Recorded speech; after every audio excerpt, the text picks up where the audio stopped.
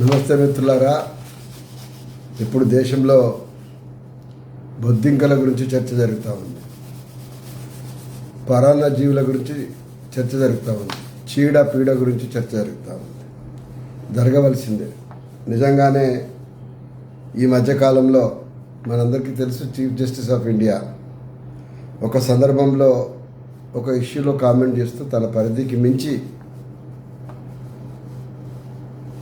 ఎవరు పడితే వాళ్ళు ఆర్టీఐ పేరు మీద కొందరు, మీడియా పేరు మీద కొందరు, ఇంకో రకంగా కొందరు, వీళ్ళందరూ కూడా ఒక కాక్రోచెస్ లెక్కన, బొద్దింకల లెక్కన మొత్తం వ్యవస్థనంతా డిస్టర్బ్ చేస్తున్న వాతావరణంలో ఒక కామెంట్ చేసి, నిజంగా మాట్లాడుకోవాలంటే ప్రెస్ ఫ్రీడమ్ అనేది ఈ దేశ ప్రజాస్వామిక వ్యవస్థలో 4th పిల్లర్ అని పిలువబడ్డది. అదేవిధంగా రైట్ టు ఇన్ఫర్మేషన్ అనేది జస్టిస్ సూర్యకాంత్ గారు బహుశా కొత్తగా ప్రాక్టీస్ మొదలుపెట్టి కింద మీద పడుతున్న రోజుల్లోనే ఆయన కంటే ముందు తరం వాళ్ళు, ఆయన కంటే ఇంకా ఎక్కువగా రాజ్యాంగాన్ని చదివినటువంటి వాళ్ళు, ప్రపంచవ్యాప్తంగా ప్రజలు పాలన పారదర్శకంగా ఉండాలని చెప్పేటువంటి ఉద్యమాలు చేపట్టిన సందర్భంలో చూడు మార్పులను బట్టి రైట్ టు ఇన్ఫర్మేషన్ యాక్ట్ వచ్చింది. దురదృష్టం ఏంటంటే ఈయన రైట్ టు ఇన్ఫర్మేషన్ యాక్ట్ పేరు చెప్పుకొని బొద్దింకల్లాగా అని అంటున్నాడు కదా. నిజానికి ఈ దేశంలో రైట్ టు ఇన్ఫర్మేషన్, సమాచార హక్కు కోసం పోరాడి హత్యకు గురైనటువంటి వాళ్ళు, నడి రోడ్డు మీద హత్యకు గురైనటువంటి వాళ్ళు అన్యాయంగా, ఆ మాటకు వస్తే ఈరోజు కూడా బహుశా మీరు హైదరాబాద్లో అల్లకల్లోలం అవుతూ ఉన్నది. వక్ఫ్ బోర్డు భూములను రక్షించాలని చెప్పి ప్రయత్నం చేసినటువంటి ఒక సోదరుడు, అడ్వకేట్ సోదరుడిని నడి రోడ్డు మీద ఇవాళ రోడ్డు ప్రమాదం పేరుతో హత్య చేసినటువంటి వాతావరణం చూసింది. సూర్యకాంత్ గారి దృష్టిలో ఒక పని దేశానికి అక్కడికి వచ్చేట భూమి అదే వక్ఫ్ బోర్డు అవుతుంది, ఏ బోర్డు అవుతుంది, మేము స్వాధీనం చేసుకుంటాం, దానికి అడ్డం వచ్చినప్పుడు కాక్రోచ్ కిందకే లెక్క. నేను కాక్రోచ్ని పొద్దు పొడుస్తున్నటువంటి నెలవంకను ఇంకేదో చెప్పమని నెత్తికెత్తుకోమని అనను, కానీ అసలు ఏ క్షణంలో అయితే వారు ఆ క్షణంలో ఆ బొద్దింక గురించి ప్రస్తావించారో, కాక్రోచ్ గురించి ప్రస్తావించారో, నిజంగానే కరెక్ట్గా మాట్లాడుకోవాలంటే మనం బొద్దింక వాలినట్టుగా చిరాకు వేస్తుంది అంటాం కదా. ఆ బొద్దింక అట్లా చిరాకు వేసేటువంటి బొద్దింక కూడా దేశంలో అందరికీ చాలా ఇష్టమైనటువంటి ఒక దాని చరిత్ర, మంచి చెడు, దాని కంట్రిబ్యూషన్, మొత్తం ఈకలాజికల్ సిస్టమ్ లోపల కూడా కాక్రోచ్ యొక్క పాత్ర చాలా పాజిటివ్ పాత్ర ఉంటుంది. అది దాన్ని మనం ఎట్లా అర్థం చేసుకోవడం దాన్ని బట్టి ఉంటుంది. న్యూసెన్స్ కింద, మెనేస్ కింద లెక్క వేస్తే అట్లనే ఉంటుంది. అందుకోసం ఇప్పుడు దేశంలో చాలామంది చదువుకున్నటువంటి వాళ్లకు తమకు అవకాశం వచ్చిన తర్వాత ప్రతిదీ ఒక మెనేస్లో, ఒక న్యూసెన్స్ వాల్యూలా కనపడడం అనేది ఒక దురదృష్టం. దానికి పరాకాష్ట ఆయన సూర్యకాంత్ గారు. సూర్యకాంత్ అంటే ఏందండి, సూర్యకాంతి లాంటి ఆలోచన ఉండాలి ఆయన. అదో కాలం చెల్లిన అటువంటి ఒక చీకటి ఆలోచన ఏదైతే ఉందో ఆ ఆలోచన అనేది వారి యొక్క ఇమేజ్ని టార్నిష్ చేసిందని చెప్పి నేను భావిస్తూ ఉన్నా. నేను ఇప్పుడు cockroach Gen Z generation, cockroach Janata party అని చెప్పేసి అభిజిత్ దీప్త్ అనేటువంటి పిల్లవాడు ఎక్కడో అమెరికా నుంచి ఒకటి అప్లోడ్ చేసి పెడితే మిలియన్స్ ఆఫ్ వ్యూస్ తోటి ఇన్స్టాగ్రామ్ లోపల లక్షల మంది, మిలియన్ల మంది జాయిన్ అయ్యారని చెప్పేసి కూడా ఒక చర్చ జరిగింది. బహుశా వర్తమాన చరిత్రలో ప్రపంచవ్యాప్తంగా ఇవాళ ఆన్లైన్లో జరుగుతున్నటువంటి అనేకమైన ప్రచారాల లోపల ఒక అద్భుతమైనటువంటి ఒక పరిణామంగా చూపడుతున్నారు. అద్భుతమైన పరిణామం అన్నంత మాత్రం అది చెడ్డది మంచిది అని చెప్పి నిర్ధారించడం కోసం కాదు. ఈ మాత్రం కూడా ఈ దేశంలో ఈ మధ్యకాలంలో కరడుగట్టిన ఒకే పార్టీ ప్రజాస్వామ్యం, ఒకే నాయకుడు ప్రజాస్వామ్యం మాట్లాడడం వల్ల చాలా చిత్రంగా తయారైపోయింది.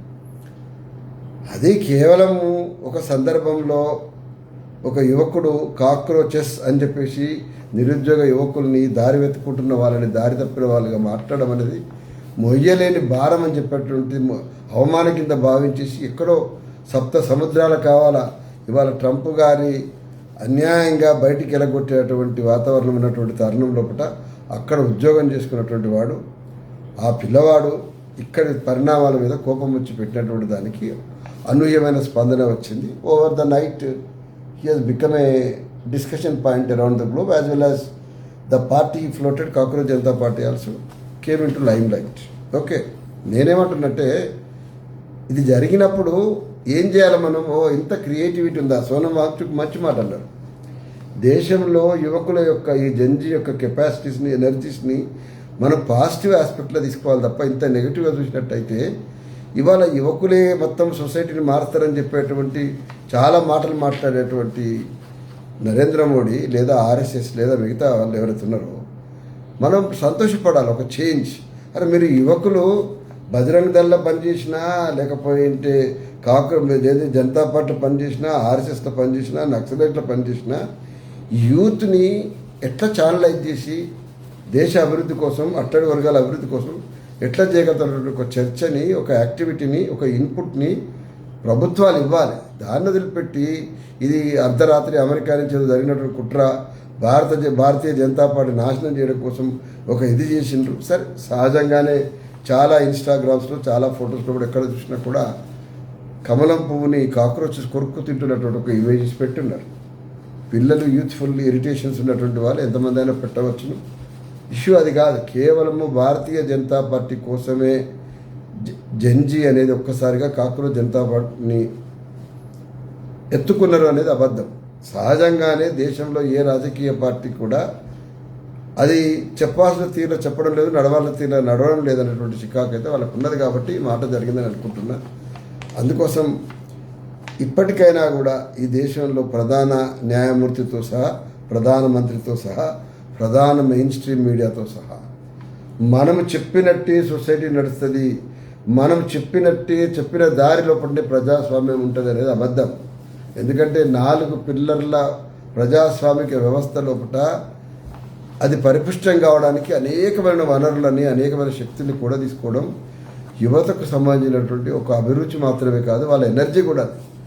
దాన్ని మనం రిప్లెనిష్ చేయాలి, ఇంకా బలోపేతం చేసేటువంటి ప్రయత్నం చేయాలి. దయచేసి సార్ 1 రోజు 2 రోజుల్లో కూడా ఆ పిల్లవాడు ఓవర్ నైట్లో ఇదైనందుకు చాలా దురదృష్టం ఏంటంటే ఒక దళిత పిల్లవాడు ఆ పిల్లవాడు అని చెప్పి తనే ఒప్పుకొని, అరే ఎవడరా నువ్వు ఏ దేశంలో ఉన్నవరా నువ్వు ఏడ ఉన్నా కూడా సంపుతామని చెప్పేసి ఈ పిల్లవాడు అభిజిత్ దీప్ పిల్లవాడు బయట నువ్వు అమెరికాలో ఉన్న నీ తల్లిదండ్రులు వదిలిపెట్టావు, వీడు చంపుతాం, నువ్వు ఆడ ఉన్నా కూడా నేను వదిలిపెట్టావు. నేనేమంటున్నా ఆ పెట్టినోళ్ళు ఎవరో కానీ ఆయన పహల్గాం కిరాతకానికి పాల్పడినటువంటి దుష్టుడు ఎవడైతుండో వాడిలాంటి మనిషి కాదు ఆయన. వేరే దేశంలో ఉన్నా కూడా చంపుతాం అనడానికి పిచ్చిగాడిదలకు ఏం మాట్లాడుతారో కూడా అర్థం కావడం లేదు. ఏమంటారంటే ఈ ఫ్యాసిస్ట్ యాటిట్యూడ్ కనుక ఉన్నట్టయితే మీరు గుర్తుపెట్టుకోండి, గన్ కల్చర్ ఎట్లయితే అమెరికాను చంపేస్తుందో ఇవాళ ఈ దేశం లోపల కూడా ఇదే మూకలు. ఇప్పుడు మనమేమో దురదృష్టం ఏంటంటే మాక్ డ్రిల్ లాగా మనం కర్రలు ఇచ్చేసేసి ఇంకేదో ఇచ్చేసి ఫైటింగ్ చేయమని నేర్పుతున్నాం కదా. అల్టిమేట్గా ఇది ఎండ్ అయ్యేది ఎక్కడంటే procurement of fire arms in a private way లోపల పర్చేజ్ చేసే వాతావరణం వస్తే ఆయుధాలు తుపాకులకు సంబంధించినటువంటి మందుగుండుతో సంబంధించినటువంటి ఆయుధాలు కనుక ప్రైవేట్గా ప్రొక్యూర్ చేయడం జరిగితే నువ్వు ఏమి చేయలేవు. You can stop it. Private గన్నులు ఉండడం అనేది దుర్మార్గం అనుకోలే కదా. దేశవ్యాప్తంగా బందిపోట దగ్గర ఉన్నా కూడా లేకపోతే ల్యాండ్ లార్డ్ దగ్గర ఉన్నా కూడా లేకపోతే లా వయలేట్ చేసే వాళ్ళ దగ్గర ఉన్నా చెప్పేసి ఇమ్మీడియట్గా ఎంత అంటే అంత ఫోర్స్ పెట్టి ఒక సందర్భంలో బియాండ్ ది ప్రొసీజర్స్ కూడా మనం ఎన్కౌంటర్ చేసేసి శాంతి భద్రతలు కాపాడమని చెప్పుకున్నాం కదా. నక్సలైట్ విషయంలో కూడా ఇదే మాట్లాడినాం కదా. మరి ఇప్పుడు మొత్తం వ్యవస్థలో పట్టుకెళ్ళి ప్రైవేట్ గలిసిపోతే అప్పుడేమవుతుంది? అందుకోసం ఈ భాష ఏదైతే ఉన్నదో నేను యావత్ బీజేపీ సోదరులకు తెలియజేస్తామన్నా, ప్రతిదీ ఈ దేశంలో ఏది జరిగినా మాకు వ్యతిరేకంగా జరుగుతున్నటువంటి ఒక ప్రచారం మీకు మీరుగా సృష్టించుకుంటుంది, మీకు మీరుగా తయారు చేసుకుంటున్నది. ఎందుకంటే మేము తప్ప ఎవరు ఉండకూడదు, మేము ప్రాపగేట్ చేసేటువంటి స్టైల్ ఆఫ్ ఫంక్షనింగ్ తప్ప అభిప్రాయాలు తప్ప అని చెప్పేసి బియాండ్ ద కాన్స్టిట్యూషన్ మీరు ఏ స్థాయికి వెళ్ళిపోయినారంటే కాన్స్టిట్యూషన్కు నిర్మాత అయినటువంటి అంబేద్కర్ మీద కూడా రాళ్ళు వేయడానికి మీరు సిద్ధమైపోయినారు. ఈ దేశ స్వాతంత్రంలో పుట్ట మెయిన్ స్ట్రీమ్లో ముందు నిలబడ్డటువంటి ఒక గొప్ప పాత్ర పోషించిందని చెప్పేటువంటి స్వతంత్ర సమరయోధులుగా యావత్ భారతదేశం ప్రపంచం గుర్తించి వేరే దేశాల్లో ఇప్పుడు ఎక్కడ చూసినా కూడా ఓ గాంధీ విగ్రహం అంటే ఉంటుంది, ఓ నెహ్రూ థాట్ అంటే ఉంటుంది, నెహ్రూయన్ థాట్ అంటారు. ఇంత గొప్ప పర్సన్స్ని కూడా మీరు ఎంతగా బిలిటిల్ చేసినారంటే ఒకసారి సోషల్ మీడియాలో మీరు చేసేది. ఎందుకంటే మీకు ప్రధానమంత్రి స్వయాన్ని ఏది పడుతుంది మాట్లాడిన తర్వాత ప్రతిదానికి నెహ్రూను బూచి చూపు లేకపోతే కాంగ్రెస్ను బూచి చూపు ఇంకేదో చేసి చేయడం ద్వారా ఏమైపోయిందంటే అల్టిమేట్గా ఎవడు పడుతుంది ఏది మాట్లాడేసేసి దాడులు చేస్తే స్థాయికి వెళ్ళిపోయింది. నేను ప్రపంచంలో అతిపెద్ద ప్రజాస్వామిక దేశం, ఇప్పుడు అతిపెద్ద జనాభా గల దేశంలో పుట్ట అత్యధిక సభ్యత్వం కలిగినటువంటి పార్టీగా గుర్తింపు వచ్చినందుకు సంతోషం. మీరు దాన్ని నిలబెట్టుకోవాలంటే మీలో చాలా సంయమనం అవసరం. ఎంత అయింది? 4 రోజులు CJP పేరు మీద ఒక హడావుడి అయ్యింది. Can it stand as the political party? Can it stand as the thought? Can it stand as the resistance all the activities what is going on? అట్లా జరుగుంటే సూర్యకాంత్ ఇదే మాట మొన్న మాట్లాడిన నిరుద్యోగం తర్వాత నిన్నమన్న ఏమన్నాడు? ఎన్విరాన్మెంట్కి సంబంధించి ఎవడు పడితే వాడు ఈ దేశంలో కూడా నేషనల్ గ్రీన్ ట్రిబ్యునల్ పేరు జరిగేటువంటి దాంట్లో కూడా ఒక్కరైనా ఏనాడైనా కొత్త ప్రాజెక్ట్ వస్తే ఇది ఎన్విరాన్మెంట్కు సంబంధం లేనిది, దీన్ని ఆహ్వానించవలసి దేశాభివృద్ధికి అవసరం, పర్యావరణంలో కొంత నష్టం జరిగినా సరే చెప్పి వారు అన్నరా అని చెప్పేసి వారు మాట్లాడిన దాని మీద మనం ఆశ్చర్యకర విషయం ఏంటంటే దేశంలో ఉన్నటువంటి సివిల్ సర్వెంట్స్ వరకు ఐఏఎస్ మిగతా ఎవరైతే పాలసీ మేకర్స్ ఉన్నారో వాళ్ళు ఒక 70 మంది కాన్స్టిట్యూషనల్ కండక్ట్ గ్రూప్ అనేటువంటి దానిగా ఫామ్ అయ్యి మీరు ఇచ్చినటువంటి స్టేట్మెంట్ ఏదైతే ఉన్నదో అది భవిష్యత్తులో ఎవరైనా పిటిషన్దారులు కోర్టుకు వచ్చి పర్యావరణం మీద కేసు వేయడానికి మీరు ఇచ్చినటువంటి స్టేట్మెంటు అధైర్యపరిచే విధంగా ఉందని చెప్పేసి వారికి ఒక బహిరంగ లేఖ 70 మంది కలిసి రాసింటారు. అంటే ఏంటిది? సూర్యకాంత్ గారు మారలే, సూర్యకాంత్ గారి మీద ఒత్తిడి మారలే కాబట్టి సూర్యకాంత్ లాంటి వాళ్ళు అందరూ ఇట్లనే మాట్లాడతారు. ఇట్లా మాట్లాడినందుకు సోయినటువంటి సివిల్ సర్వెంట్స్ అనుకోండి, కాన్స్టిట్యూషనల్ రైట్స్ గురించి మాట్లాడే వాళ్ళు అనుకోండి, యాక్టివిస్ట్ అనుకోండి, జంజీ అనుకోండి, ఏ పార్టీలో ఉన్నా సరే వాళ్ళు కూడా ఏకోన్ముఖంగానే మాట్లాడతారు. కాబట్టి సోనం వాంగ్చుక్ ఆయన ఏం చేసి మనం ఏ విధంగా నిష్కారణంగా తీసుకుపోయి 3 నెలలు 4 నెలలు జైల్లో కూర్చోబెట్టిన తర్వాత ఆయన సింపుల్గా నేను ఆమె హానరీ కాక్రోచ్ అన్నాడు. హీ నాట్ డిజోన్డ్ కాక్రోచ్ యాక్టివ్ ఏదైతే కాన్సెప్ట్ ఉందో దాన్ని చేయలేదు. ఎందుకంటే చాలామంది మేము కూడా చేయలేమన్నారు, మినిస్టర్లు అన్నారు, ఎంపీలు అన్నారు, ఎమ్మెల్యేలు అన్నారు. నేనేమంటానంటే చాలా సున్నితమైన అంశం లోపల మీరు చేసేటువంటి భాష కానీ మీరు చేసేటువంటి చూడండి సోషల్ మీడియా నిన్న మొన్న 3 రోజుల నుంచి వీళ్ళందరూ పాకిస్తాన్ ఏజెంట్లు, మీరు చైనా ఏజెంటు, అమెరికాలో కూర్చొని చేసిండ్రు, దేశాన్ని అస్థిరపరచడానికి చేసింది. కాక్రోచ్ పార్టీ అని పేరు పెట్టినంత మాత్రాన్ని అస్థిరపరుస్తారా అండి? ఆపరేషన్ కగార్ పేరు మీద 1000 మందిని చంపి ఇంత పెద్ద వ్యవస్థ లోపల అడవిలకు పోయి ఇంత పెద్ద ఎత్తున దాడి చేసి మేము పరిసమాప్తం చేసిన నక్సలైట్ మూవ్మెంట్ అని చెప్పేటువంటి పార్టీ కాక్రోచ్ల గురించి భయపడుతుందా? ఎంత ఆశ్చర్యం చెప్పండి, ఎంత వైరుధ్యం చెప్పండి. ఇది సంతోషపడాలి. ఏంటంటే దేశంలో ఒక ప్రజాస్వామిక సిస్టమ్ లోపల ఎన్నో అవకాశాలు తీసుకొని యూత్ ముందుకు వస్తున్నారు. దాని తగ్గట్టుగా మనం కూడా ట్యూన్ చేసుకోవాలనేటువంటి యాటిట్యూడ్ ఉండాలి తప్ప ప్రెస్సోళ్ళు పిలిచిరని చెప్పేసి అనగానే భయపడి పారిపోవడం, లేకపోతే ఎవరైతే మాట్లాడండి ప్రధాని గారు అంత మాత్రం నెగిటివ్గా చెప్పడం, ఎక్కడో దేశం లోపల పెట్రోల్ ఎట్లా పరిష్కారం చేస్తున్నారు అన్న దానికి ఏదో మంత్రమేసి పరిష్కారం చేస్తారు అన్నట్టుగా ఎవరో ఒక నాగస్వామి వదిలినట్టు ఒక క్యారికేచర్ ఇచ్చినంత మాత్రాన ఇట్లా చేసుకోవాల్సిన అవసరం లేదు. ఎందుకంటే మనం ట్రంప్ని ఎన్ని తిడతాం, పొద్దున్న లేస్తే ఎన్ని బూతులు తిడతాం, ఎన్ని బొమ్మలు వేస్తాం. ఆయన దేశాధ్యక్షుడు కాదా? అది అమెరికా ఆత్మాభిమానం కాదా? మరి మనం వేస్తలేమా? ప్రపంచంలో అనేక మంది ప్రపంచ నాయకుల మీద వేస్తారు. ఒక గౌరవం. నెహ్రూ గారి పేరు 100 వచ్చినప్పుడు use to entertain and use to encourage. అలా ఆయన పేరు లక్ష్మణ్ కార్టూన్ వేసేస్తే 100 సార్లు నెహ్రూ గారు you do it continue it, నా కోసం నువ్వు ఎప్పుడు ఆపొద్దు, నేను బాధపడతాను కూడా నువ్వు అనుకోవద్దు అని చెప్పేసి నచ్చజెప్పినట్టు నరేంద్ర మోడీ గారు. అక్కడి నుంచి నేర్చుకోండి. మీరు ఎంత నెహ్రూని వ్యతిరేకించినా సరే నేర్చుకోండి.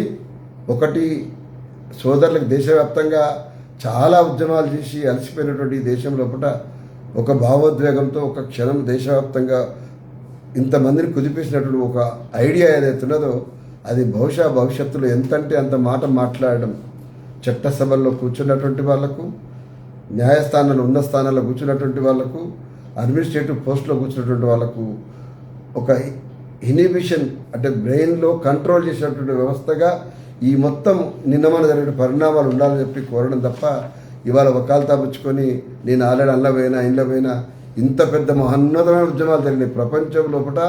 నాకు తెలిసి మోస్ట్ ప్రొట్రాక్టెడ్ అత్యంత దీర్ఘకాలికమైన ఉద్యమాలు ఇంకా జరుగుతున్నాయి. ఇంకా నాకు తెలిసి ఇంకో 50 ఏళ్ళు 100 ఏళ్ళు నా తర్వాత తరం దాకా కూడా ఈ దేశంలో కులం పోవడానికి, ఆధిపత్యాల అహంకారం పోవడానికి, కొన్ని వర్గాలే ఇవాళ ఆర్థికంగా బలపడడానికి, కొన్ని ఇండస్ట్రీస్ మొత్తాన్ని మోనోపాలి కొన్ని వర్గాలే స్వాధీనం చేసుకోవడానికి, ఇదంతా కూడా మళ్ళీ అంటే అట్లా కాకుండా ఉండేటువంటి ఇవాళ మీరు ఏదైతే యుఎన్ఓ చార్టర్ ఆఫ్ మానవ హక్కుల డిమాండ్ ఎట్టని చెప్పుకుంటామో ఈక్వేటెడ్ ఏమంటారు దాన్ని, సమ వనరుల పంపిణీ అని అంటాం కదా, అవన్నీ జరగడానికి ఎన్ని 100 ఏళ్ళు పడతా కూడా నాకు తెలియదు. కానీ ఈ ఒక్క 4 రోజులు దానికి ఇంత ఉలిక్కిపడడం అనేది ఈ దేశంలో ప్రజాస్వామ్యంలో ఒక అద్భుతమైనటువంటి అత్యున్నత స్థానానికి ఒక ఎగ్జాంపుల్ అయితే దిగజారినటువంటి చాలా పరిమితులు కనుక అయిన దానికి కాందానికి వణికిపోయేటువంటి చిన్న మనస్తత్వం ఉన్నటువంటి ఈ వ్యవస్థలు ఉన్నాయని చెప్తాను కూడా ఇది ఒక మొత్తం ప్రపంచానికి చాటి చెప్పిందని నేను భావిస్తామన్నా.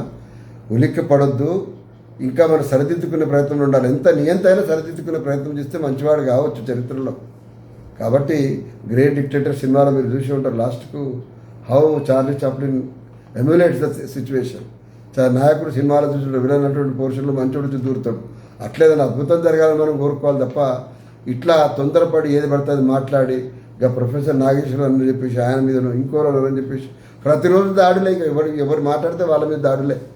ఇక దీన్ని left, ultra left, urban naxalite కనపడే పదాలు లేవు. అందుకోసం ఏవి కావు. ఈ దేశంలో తమ పని తాము చేసుకుంటూ జరుగుతున్న పరిణామాలు ఎప్పుడన్నా అవకాశం వస్తే ఎక్స్ప్రెస్ చేయాలనుకున్న వాళ్ళందరూ అవకాశం తీసుకుని ఉంటే సంతోషపడవలసిన విషయం తప్ప అది ఏది కాదు, దారి తప్పినటువంటిది కాదు. దారి వెతుక్కోమని చెప్తా ఉన్నది. ఈ దేశంలో ప్రజాస్వామ్య వ్యవస్థలో దారులను, కొత్త దారులను వెతుక్కోమని చెప్తుంది తప్ప ఇంకేం కాదని చెప్పి తెలియజేసే ప్రయత్నం తప్ప యావత్ భారతీయ జనతా పార్టీ సోదరులకు ఆవేశంతో మిమ్మల్ని తూలనాడే పద్ధతులు నేను చెప్పలేదు. అర్థం చేసుకొని మీరు ఇప్పటికంటే వాజ్పేయి లాంటి గతంలో ఉన్నటువంటి స్థాయికి భారతీయ జనతా పార్టీ పోతే ఈ దేశం కొంతలన్నా కుదురుగా ఉంటుంది తప్ప మీరు ఇట్లనే పోతే మాత్రం భవిష్యత్తులో మొత్తం ఈ వ్యవస్థని దేశాన్ని కాపాడడానికి పుట్టిన కణం కణం ఆ దేహం ప్రతి క్షణం క్షణం దేశం కోసం అంటున్నారు కదా, ప్రతి క్షణం క్షణం దానం చేసేటువంటి వాతావరణాన్ని దయచేసి క్రియేట్ చేయొద్దని చెప్పేసి మాత్రం వారికి విజ్ఞప్తి చేస్తూ కాక్రోచ్ జనతా పార్టీ అని చెప్పి పేరు వచ్చిందో ఆ అభిజిత్ దీప్కే గారికి పూర్తి రక్షణగా ఈ ప్రభుత్వం ఉండవలసిన బాధ్యత. వాళ్ళు ఎవరైనా బెదిరించడం కానీ ఏది చేసినా కూడా ఇంటిమిడేషన్ చేసినా కూడా కేసులు పెట్టాల్సిన బాధ్యత ఈ ప్రభుత్వాల మీద ఉన్నది అని చెప్పేసి సందర్భంగా తెలియజేస్తూ ధన్యవాదాలు.